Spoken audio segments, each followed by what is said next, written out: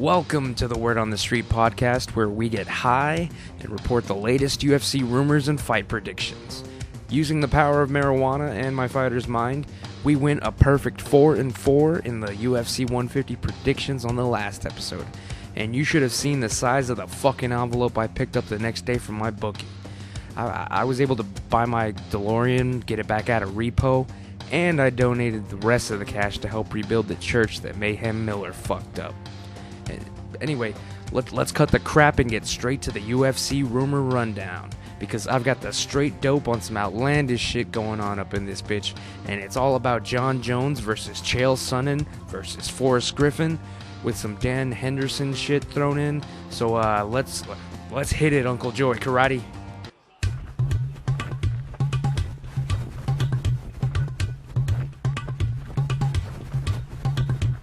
Chael Sonnen took a month to think about it, just like he said he would. And now he's making a comeback, fuckfaces. The Warrior from West Lynn just announced that he's going to fight Forrest Whitaker at UFC 155 this December, on my fucking birthday. I'm already looking for a cheap flight to Vegas, and if anyone's got any UFC ticket connections, hit me up on Twitter, and I'll send you a burnt copy of the best of Eddie Sanchez, his entire fightography. I've been watching Eddie's fight tapes in preparation for the fight that I'm going to try to get with him in Juarez, Mexico. That's the murder capital of the world. You can't duck me forever, Sanchez. Anyway, so Chael is going to pump up to 205 pounds and get revenge on Forrest Griffin for some shit that went down in their first fight about 10 years ago.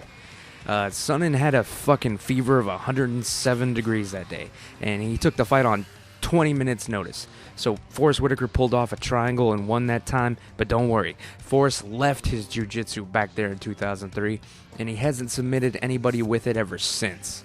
Chael wins this rematch easy as long as he keeps up his cardio and grinds Griffin into powder like so much sweet cocaine. Forrest, he's on his last legs, and he couldn't even finish old Tito in his retirement match. To tell you the truth, word on the street is that Griffin is punchy as hell these days, and he's going full Cro-magnum now. He's barely able to put together simple sentences, he's grunting most of the time, and he only has a basic understanding of how simple tools work now, alright? He got paid over $1 million to whoop old Tito's ass at UFC 148, and I heard he didn't even remember to pick up his check after the event. And you want to know why he ran out of the ring immediately after the Tito fight? He said he heard Chael Sonnen and Anderson Silva were about to fight for the title, and he didn't want to miss it on pay-per-view. That's the type of mind we're talking about here, alright? He's a nice guy, and we love you to death, Forrest, but Uncle Joey Karate, he says it best. Somebody's gonna end up crying, the other guy's gonna end up running. Fucking Forrest Griffin's gonna be giving out books. I don't need this shit in my life. I wanna see a fight cocksucker. Stay black, Joey Coco Diaz.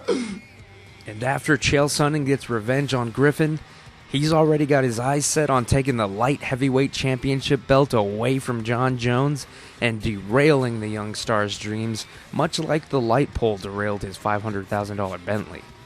Word on the street is that Jones is pissing his pants and can't even party and drink anymore now that Sonnen is calling him out on the Twitters. Bones is even ready to commit another crime and go back to jail just to duck Sonnen if he has to. He knows this is a fight where he's guaranteed to get hurt for the first time, and although Silva was tough enough to take 5 rounds of continuous ass beating, you can bet that little Johnny is going to end up running out of the octagon screaming for his mama with tears in his eyes as soon as he feels the power of that fucking West Lynn windup. He's gonna land it next time.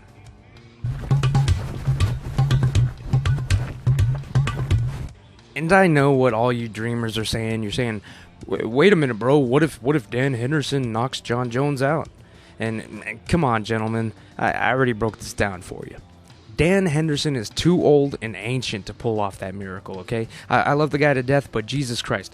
The last time I played UFC Undisputed on PlayStation 3 and used Hendo as my fighter character, I swear to God, he dropped dead from a heart attack in the middle of the 3rd round, and I lost the damn match, okay? The game camera, it even panned out into the crowd, and it showed Dan Henderson's 9 grandkids crying their eyes out. And if I haven't made it clear enough that Hendo is the old man River of MMA, just look at the photos and magazine clippings I came across while I was doing forced community service at the local museum this weekend. That's right, people. Dan Henderson fought in the fucking Civil War. He was also supposed to fight at UFC 1, but he had to pull out for his second hip replacement on that day, alright? Anyway, let's face it, alright? Henderson's gonna lose to Jones. And, okay, so that's gonna happen.